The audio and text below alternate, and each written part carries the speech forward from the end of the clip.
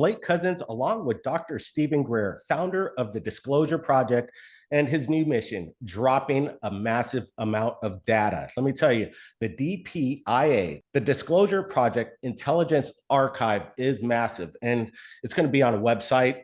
33 years of work, and you're about to see it. The world's going to see it, and they're going to be rocked. Dr. Greer, thanks for joining us.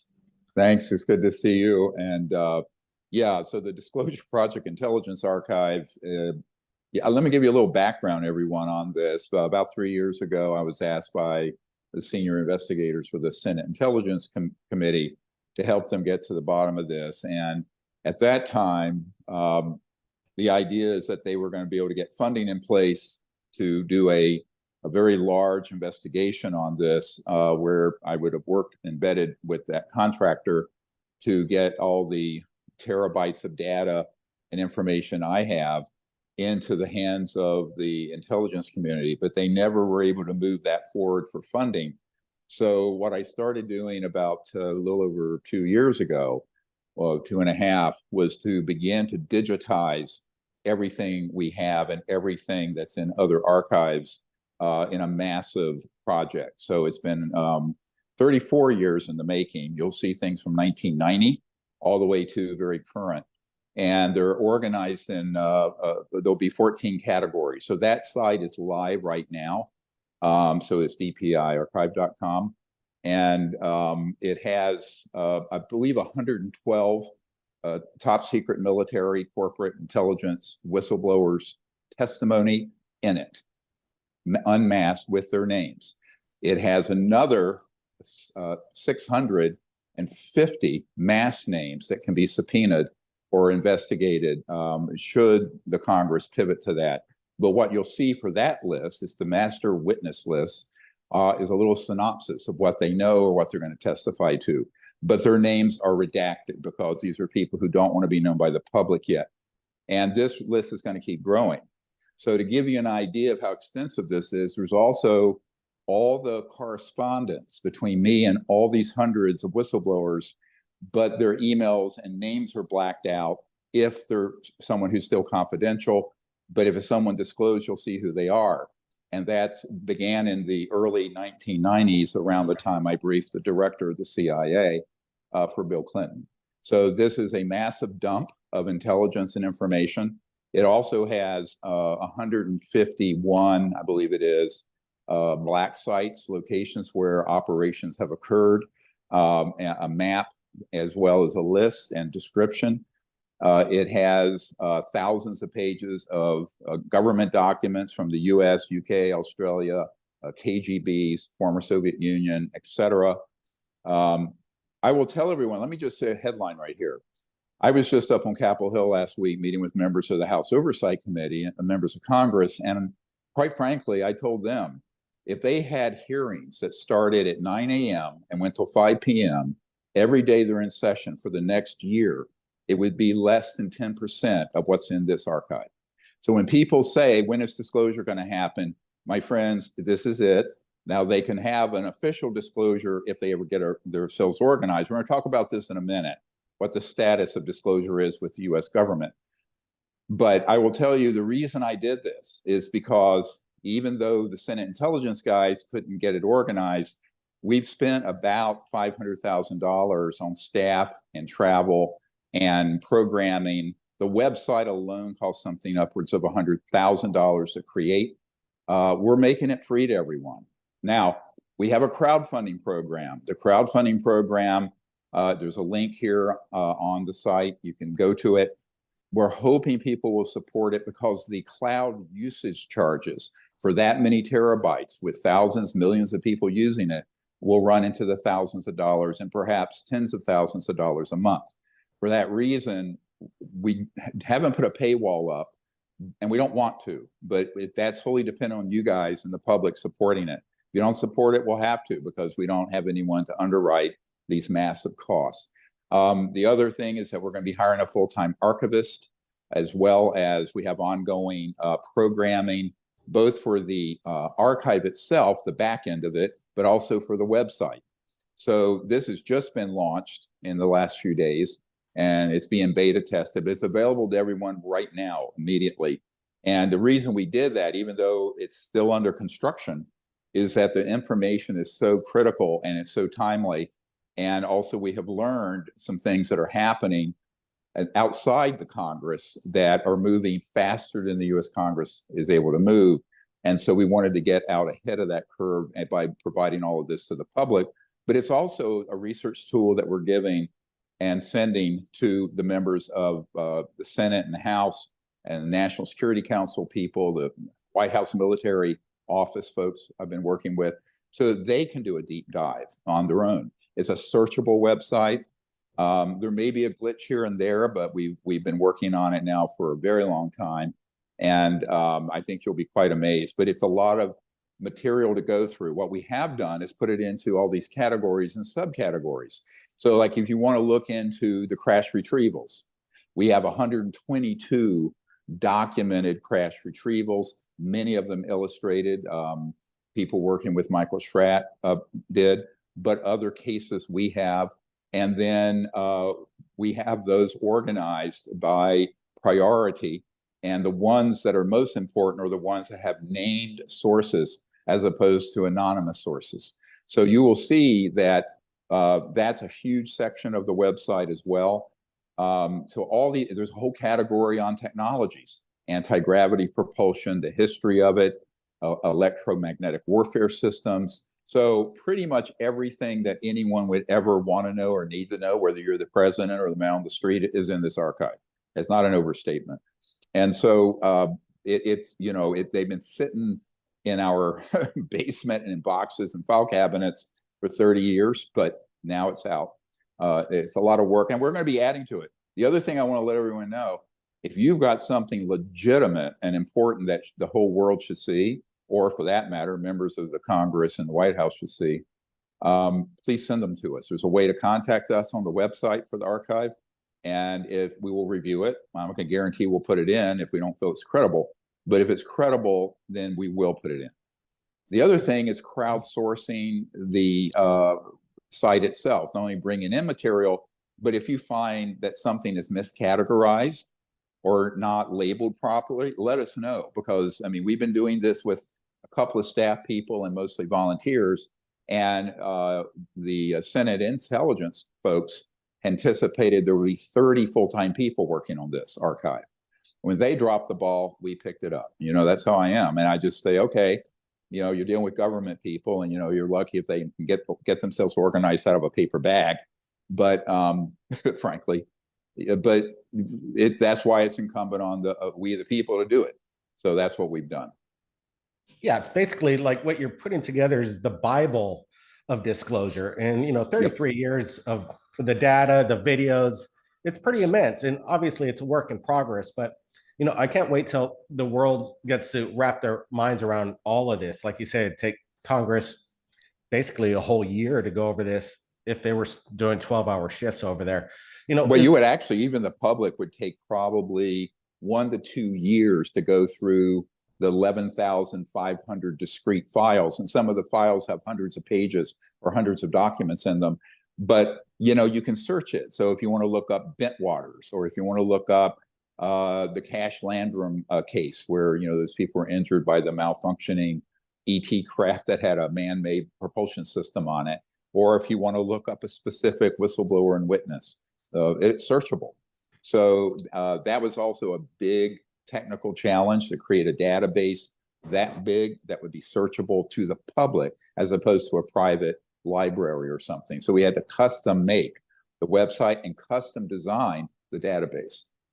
Wow, that's quite incredible to make it user friendly. So if you're interested in a certain subject matter, because this field is so broad, the stories are so plentiful that you want to narrow it down to a specific situation, you could easily do that at the site. I think that's important. You talk about these top secret files. That, to me, that is interesting, because aren't you afraid of any kind of blowback releasing top secret files? I know you talk about, well, these are illegally, these programs are illegal, therefore it doesn't come under the Constitution of being top secret. You still ready? Hey, I've been doing that for a long time. I mean, if you own the case behind me, I'm in Washington right now at our place up the street from the White House, and I have two black books there that are prior presidential briefing documents that have classified documents, top secret, that have never been declassified, that I have put out, and they're in this archive. And how can we do that? Is because the projects that underlie them are illegal and unconstitutional.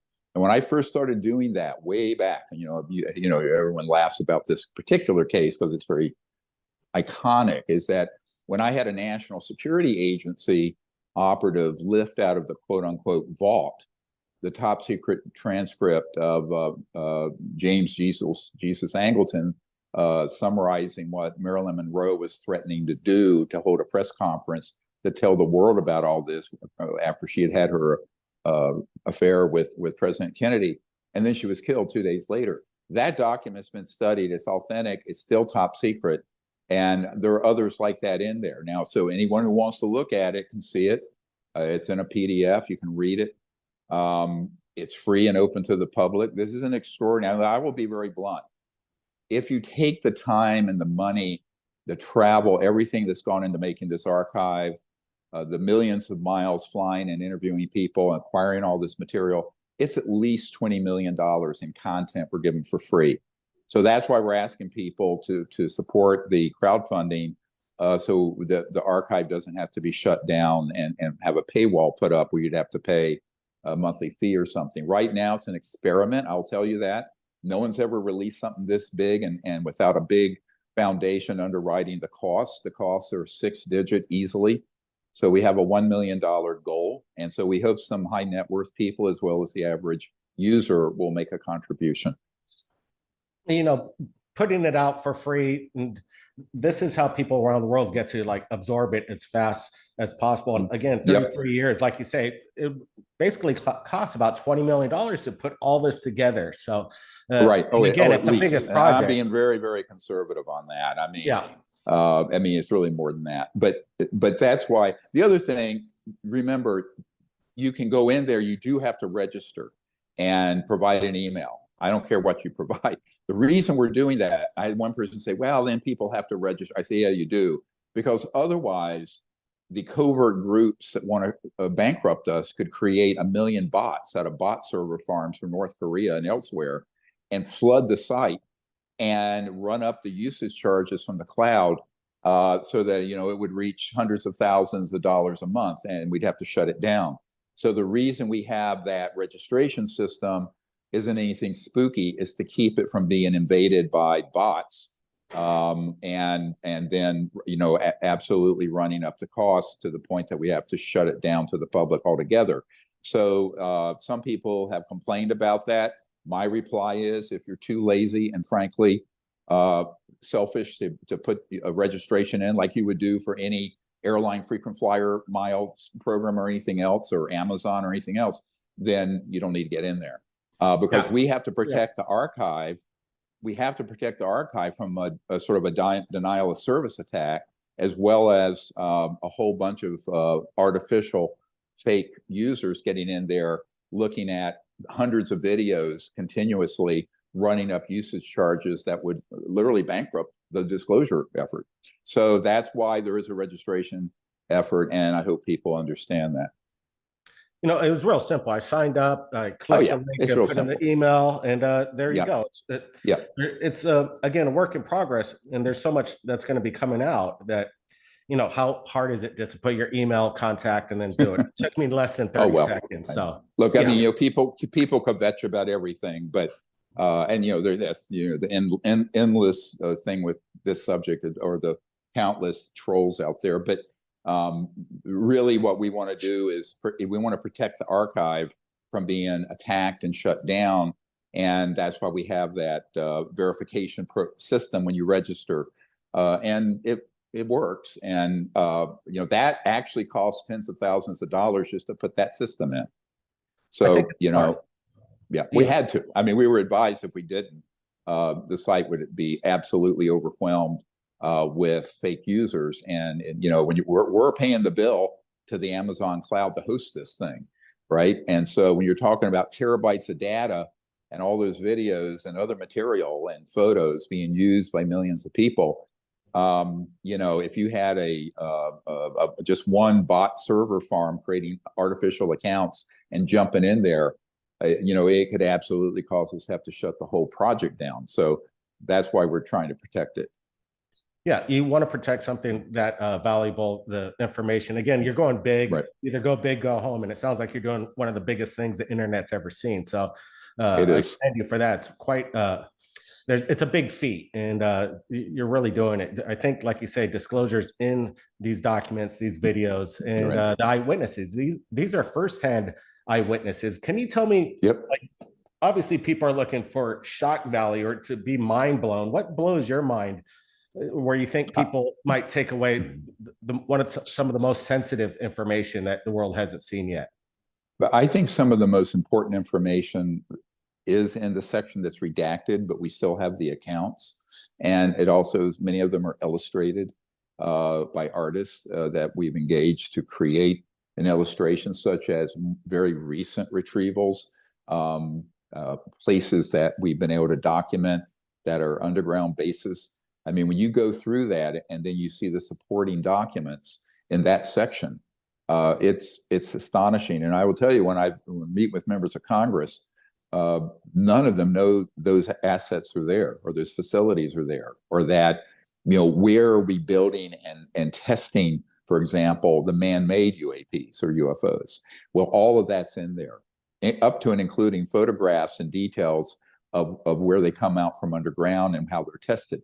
So this is a massive amount of information. Now, a lot of people say, well, it's kind of a needle in the haystack until you prioritize them. And that's true. So what we've started to do is to go through and put the top priority ones in each category and subcategory. But that's going to be another year to refine that at least. And what we're also going to do in March, we did a whole week, and many of you may have been part of it, because we webinared it, where I did section by section, a description and an overview that connected all the dots. And that is still being written, and those are not in there yet. That'll be the first category that's not now showing. And those are the intelligence assessments for each category in the archive.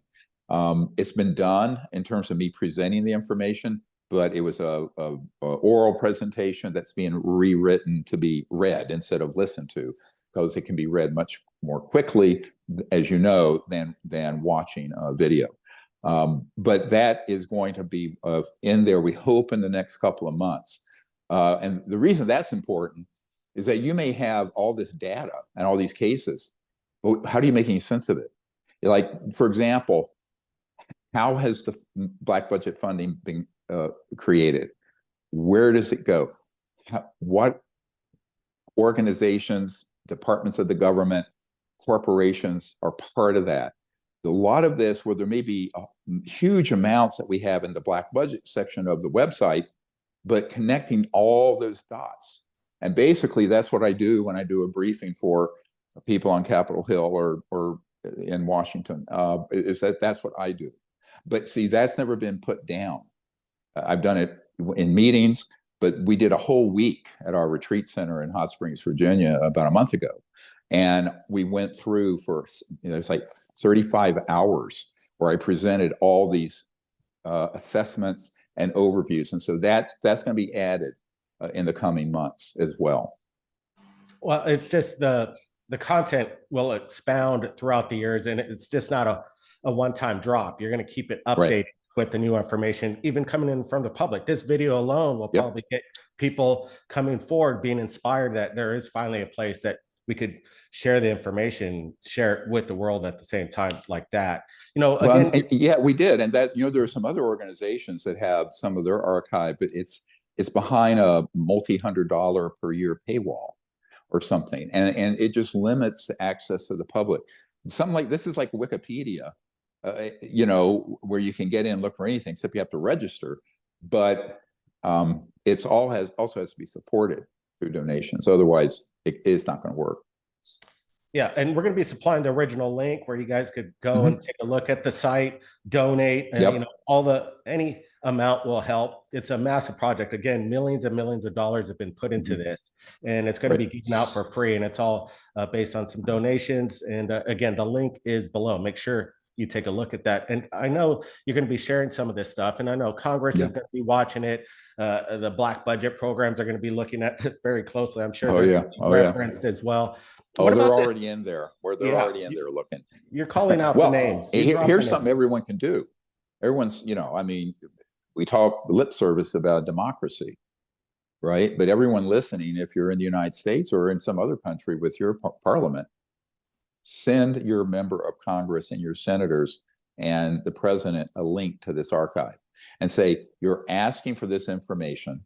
There's open investigations and ongoing inquiries by the Senate Armed Services, Senate Intelligence, and House Oversight Committee, for starters. And everything they're asking for is in there. So that's why the public needs to start contacting their members of Congress and senators and the president and say, look, this is real. This is, don't take Dr. Greer. I've always said for years, I don't care if anyone believes me or not, but here are 112 named whistleblowers, right? Not secondhand people like they did last summer, where somebody who learned something talked about it, but it's actually the direct people. So I think this is what we need to ask our representatives to take this seriously and assign a staffer to go through this and pull the stuff that the senator or the member of Congress really needs to see, right? Because no member of Congress has enough time to sift through all this, but they should have a staffer assigned to go through and pull out the things that they're asking for. And that's triaging. I'm an emergency doctor, so I use this term triage.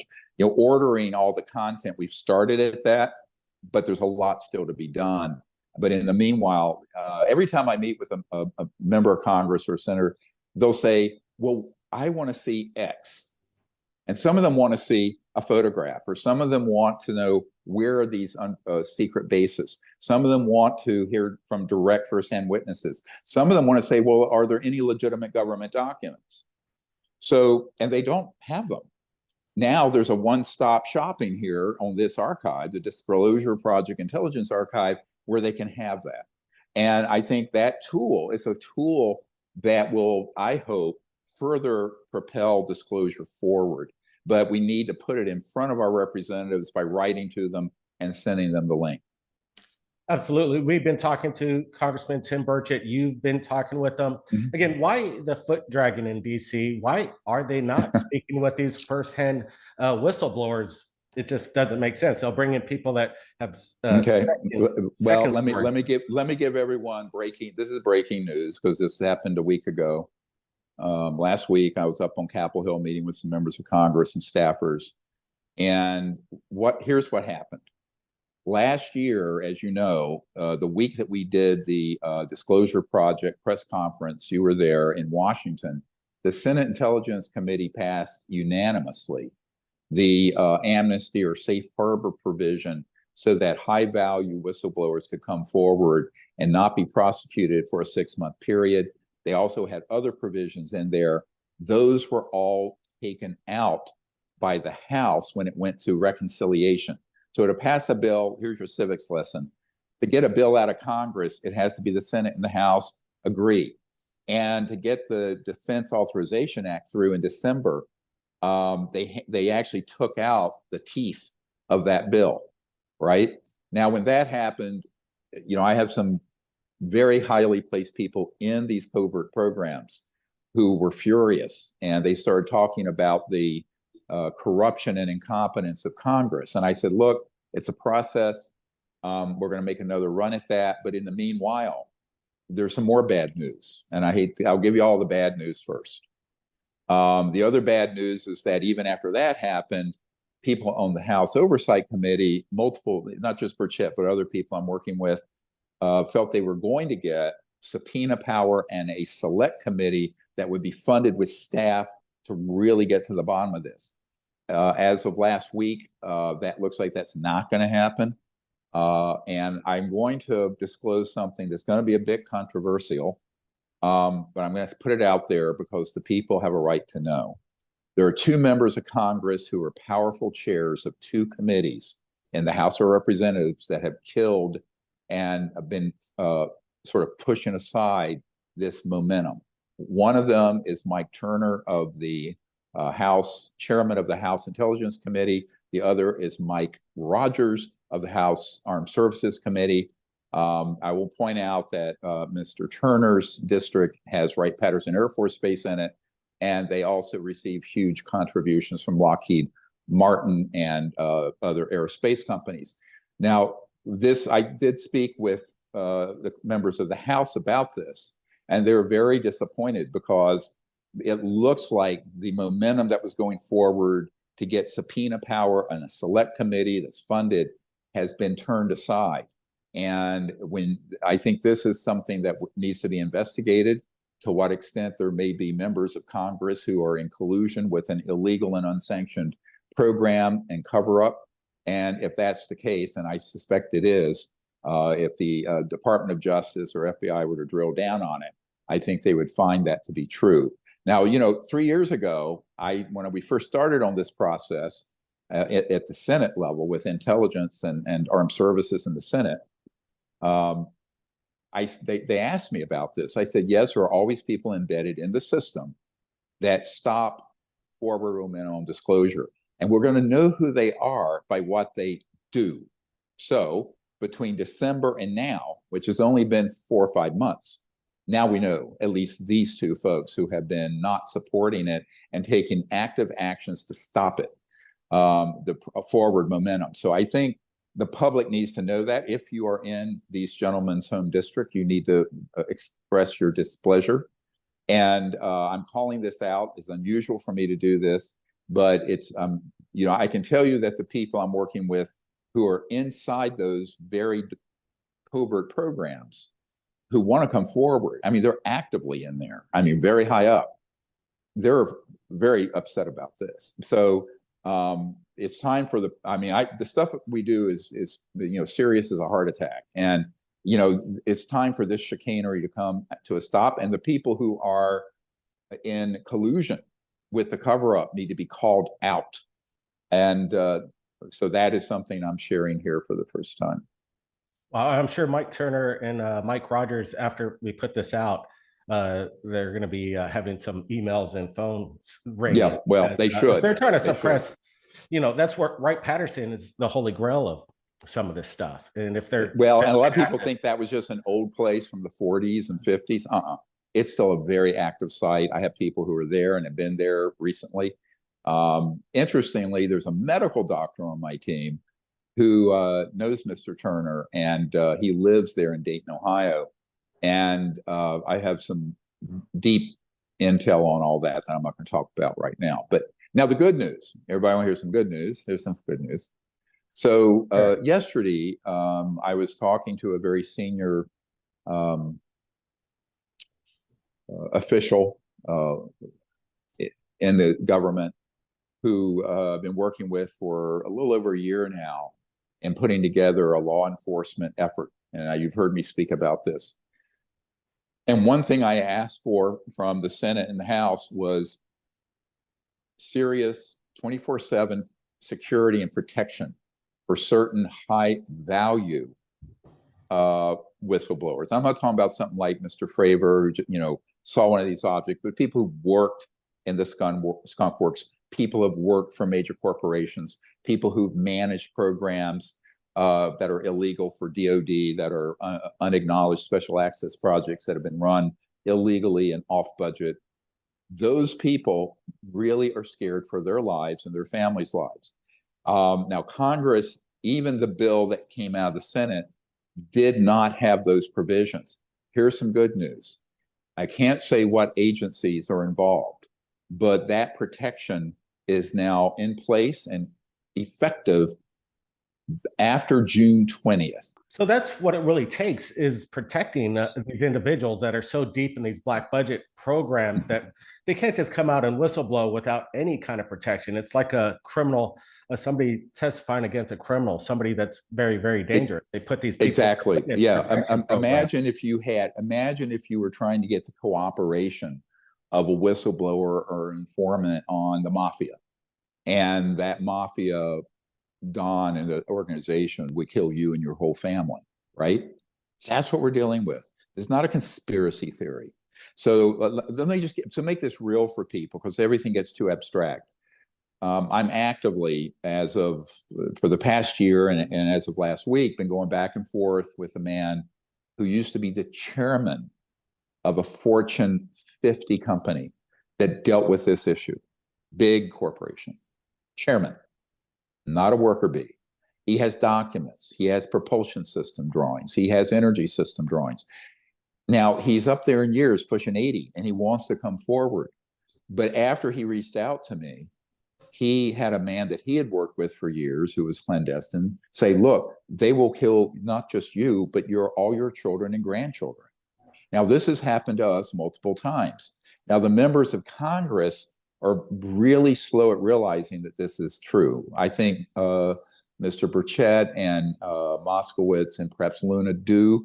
Others think it can't be possible, that things would be that out of control, but they are. Luckily, the people who have been special operators, special forces, people in very key places that I've been meeting with now understand that absolutely is the case. And so as of June 20th this year, which is in a little over a month, we will have in place the ability to put this kind of OPSEC, operational security, around high-value whistleblowers. And that is a big game changer that did not exist for the last 80 years. So one of the reasons I'm disclosing that right now is that if there are people sitting out there, and there are, waiting to see if that would be put in place, it is. It is organized. It will be fully operational by June 20th. And I cannot say what agencies and entities are standing this up, but it's very powerful, and it's a SAP. It's a special access project. So now I know all those involved with it can vouch for their integrity and their sincerity. So if you are a whistleblower who has information, documents, worked in a situation over some period of time where you feel that you need that kind of security, please contact me, and we will make that happen for you. But it won't be until after June 20th. Well, I think this is important, and it needs to be, it needs to be stated that the fact is that some of the testimony that these potential eyewitnesses that come forward could shock the world and actually change the world overnight. So it's very important, and these people do need protection. They're putting their lives on the line. They're whistleblowing at the highest level. So again, they do need protection. We urge Congress to pass these laws, and by June 20th, it sounds like there might be a window of opportunity for some. No, not might be. I'm telling you, it will be. Happen. All right, because I'm directly involved. In fact, I'm the senior advisor for intelligence and information and strategy for that group. So I'll just put that out there. So that's how this works. So now remember, a lot of people who come forward with the Disclosure Project, they came across something incidentally, right? Like the pilot, Mr. Fravor, who is a Hornet pilot with that event off the coast of San Diego. He wasn't read into operations at a black site dealing with UAPs. He wasn't in an underground base with the retrieved ET materiel. He wasn't with a corporation building the energy and propulsion systems. So he doesn't have that kind of risk, frankly. But someone who has been in those positions, and we have those people, they absolutely need it. And also they need to have electronic surveillance to protect them. Let me give you a good example. We were going to have a man who had been at the Northern Nevada test range back maybe a decade or 15 years ago on a retrieval operation. That was his assignment at a site, and we know where it is, and it's on our map. If you go into the archive, you'll see where this site is. And when he began to move forward to come here to Washington, because I was going to bring him to the Senate Intelligence Committee folks and then over to Aero, he had a black SUV pull up at his house up in the upper Midwest, and some goons came out And they said, look at your cell phone and your computers. And they had put child pornography all over them and said, if you take one more step towards disclosing what you worked on and where it was, you will be in prison for the rest of your natural life and you will never see your two young children again. That actually happens to my people. So this is not a conspiracy theory for all the jackasses who think that this group is a bunch of, blowhards. This is the dirty tricks they do. Now, let's say that same thing were to happen after June 20th, and I hand off this high value source. Anyone who would show up and do something like that, they're going to see who they are, and they're going to go grab them up, and they will open a criminal file. Listen to me, folks. This is serious. They will open a criminal file on anyone who pulls a dirty stunt like that. See, this hasn't been in existence in the 80 years of this cover-up. And now it is, starting June 20th. So now, if you were ever on the fence about what you should do, speak the truth and be on the right side of history, it's time to reach out to us now and do it. It's time to step up, guys. If you're it is time to step up. Yeah. Even if you work for these black budget programs, you made a living, you raised your family, but you realize that this is something that the world needs to see, and this is an illegal program you're working for. You got to. Well, and by the way, let me point out that this applies to people currently in those projects, because this will be full spectrum penetration of these assets, and anyone who would, in person or electronically, try to threaten them or induce them or what have you. And I think that this is something that, obviously, I've been asking for this since I first dealt with the CIA director and the officials in the Clinton administration. If you go into the archive, you're going to see a whole list of things from 1993, 4, and 5 that are exactly these same requests. So for 30 years, we've been making these same requests. Now, not the Congress. The Congress dropped the ball on that, and the House blocked the amnesty period, unfortunately, with the NDAA, the National Defense Authorization Act, in December. But the more law enforcement folks and guys who have been in very senior intelligence and special forces positions, they know how serious this is, and they're light years ahead of the Congress. And so that's, I think, very good news. The other bit of good news I want to share before we leave is that there's also a cell, let's call it a group, that are currently highly operational in these covert programs dealing with UAPs, that are organizing to come forward and do their own data dump. And of course, that would appear in our Disclosure Project archive. They will do it elsewhere also. I just met with them about 10 days ago, at least the main person and one of his security guys. And that is moving separate from this other organization that's standing up security and who are willing to open up criminal cases if they find that there's witness intimidation, threats, etc. Yeah, we don't need any intimidation, but if there is, sounds like you got the backup. These people will be criminally prosecuted for intimidating witnesses, just like they would under some kind of whistleblower born to a mafia boss or something like this. So this is definitely a necessity for whistleblowers. They need to be protected and people prosecuted if they intimidate witnesses. This is remember last summer, even under oath, Grush admitted, although he didn't want to elaborate on it, that he knew that there had been people who had been killed for trying to come forward. Remember that? And then he said, but I should talk about that in a SCIF, a secure compartment and information facility, which, by the way, is totally false. You don't need a SCIF to expose someone doing criminal activities. But again, he was new to this and young. But I will tell you that this will not be proceeding in a SCIF.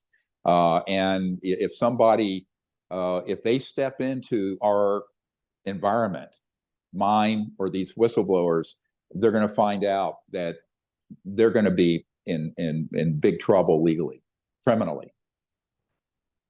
No, this is it sounds like the battle for disclosure continues. That's absolutely that's right. Battle. It is. We're in the battle. It is. The battle for disclosure documentary is about to drop here very soon as well. We're looking forward to that. But let's get into you got something important coming up in California, Temecula, right? Oh yeah, those of you want to come, there's still some in-person seats. It's a beautiful place just to the east of Temecula, California. And we're going to have a Friday, Saturday, Sunday gathering. I think it will hold 500 people is all. But where you can be out, and we're going to have all day long. We're going to have people who are training other folks in remote viewing in the morning and setting up your CE5 contact teams. And then I'll be presenting all afternoon. And then every night we have this beautiful area set up where we're going to be doing close encounters of the fifth kind protocols with this whole 500 person group. But if you can't be there in person, I think there are 100 some seats left. You can do it by webinars. You can be part of the whole nighttime event and all day by just getting a webinar link. And that's going to be in the video right up here. There's a hot link for that. And that's the July 26th, 27th, 28th. So it's in 2.5 months. But if you want to come, and then we're going to do for those who want to really support the Disclosure Project and Archive, we're doing a VIP level of contribution where we'll have a fun after party till midnight or 1 o'clock on Friday night with folks, and then Saturday and Sunday we'll all be out under the stars, doing the CE5 contact protocols, and you can get the CE5 contact app to practice before we do this event at the your Google or iPhone store, App Store. Yeah, so I hope to see a lot of you there. It'll be fun. And I think we'll have maybe some fun surprise guests that'll show up there. Yeah, we're there in your CE5 over there in Arizona. There was a group of 30 people, but you also did it with 500 people. And all that is just amazing, all the collective energy. And there was a lot of action. Oh, yeah. Temecula. Well, that's the power. One of the fun things is a man surfaced out of a black site. He's currently works a black site out in the Western deserts. And he works with what they call the P3 operators, the psionic operators that do their own version of consciousness interface, but for the purposes of seeing these craft in advance and then knocking them down and killing them. So they're doing the opposite of what we're doing. We're doing it to reach out to them for peaceful contact. And that operation is to flat out kill them. And there's one black site I was at, by the way, in September, just before I was almost killed. But people don't know this story. In October, what happened to me. And I was in a classified airspace in a chopper over these sites, and there were these gigantic electromagnetic pulse weapons that they use not only to test our own man-made anti-gravity UFOs, UAPs, but to target the ET ones and knock them down. He says, yeah, at this one site, went to 2 sites. The one site I was over, he says, we knocked down 1 or 2 ET craft per year. And unfortunately, if someone strays into that airspace, once they switch it on a temporary flight restriction, they also knock down the private aircraft as well. And those people and the craft just disappear. Which is upsetting him a lot. I mean, he's operational now, and he feels very bad about what they're doing. See, here's the other thing.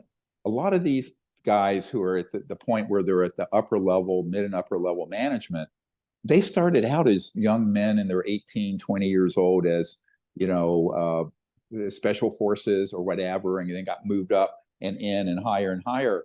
But a lot of them are very, very good people who want to get out of that. And we need to create a pathway. That's why I've been trying to get Congress to stop doing the foot dragging and move forward. But luckily, there is now this security protocol in place to protect them.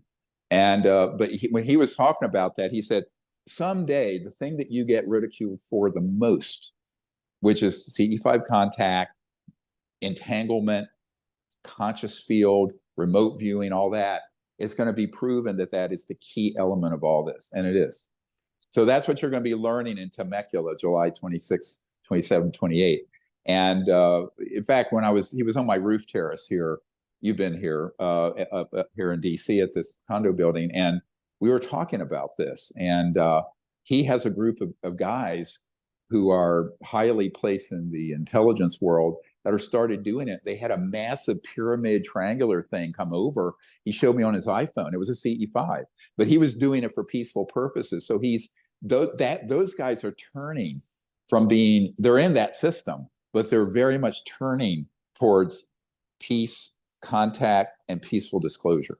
So it's very exciting on that level what's happening.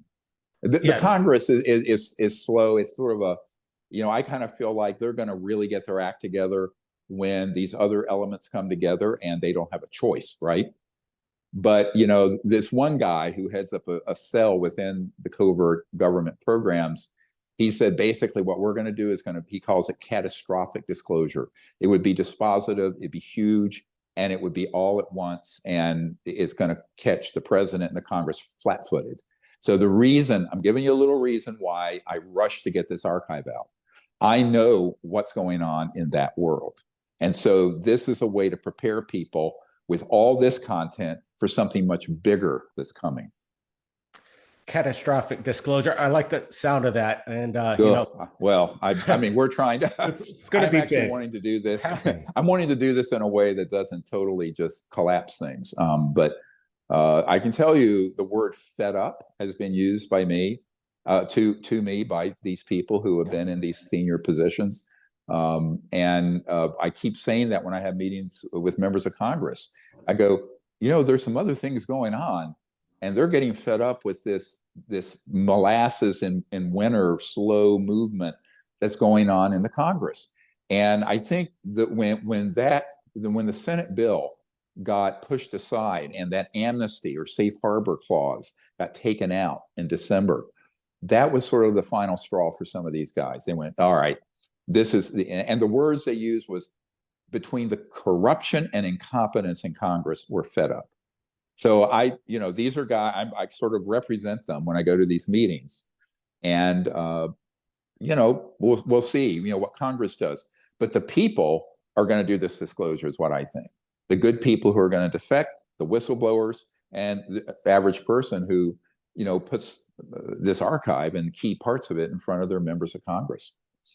Yep, disclosure is in our hands, and so are the people that have worked with these budgets for them to come forward and have a good conscience. It's, you've been working with these black budget programs for years, but it doesn't really matter.